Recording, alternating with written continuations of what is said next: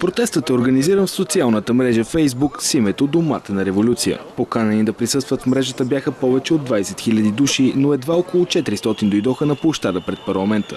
Протестиращите замеряха сградата на Народното събрание с развалени домати, чушки, ябълки и тикви и поискаха оставката на правителството.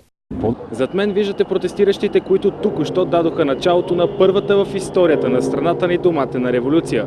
Идеята е проста. Хора, които недоволстват от начина, по който се управлява държавата, хвърлят развалени плодове, в случая срещу парламента. Добре да се хвърлят домати, отколкото гранати. Нали разбирате, че когато човек протестира през нощта, хвърляйки бурканче с доматено пюре, следващото, при положение, че той не е обяснил за какво става дума, следващото няма да бъде доматено пюре, а ще бъде гранат.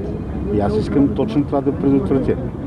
Левия екстремизъм, левия тероризъм искам да го предотвратя, защото той е опасен за държавата. Моят призив е да спрем разрухата и да върнем на хората истинския преход. Да спре този преход, фалшив преход вече 23 години, преход на БКП в други формации, преход, в който ние имаме БКП, продължение на управлението на БКП, тоталитарното управление на БКП с други средства и играчи, аз го казах. Нито един плот не достигна до сградата на парламента заради стотиците полицаи, които охраняваха периметъра. Въпреки мерките за сигурност, някои от служителите на реда бяха оцелени от развалени домати, но протестът мина без сериозни происшествия.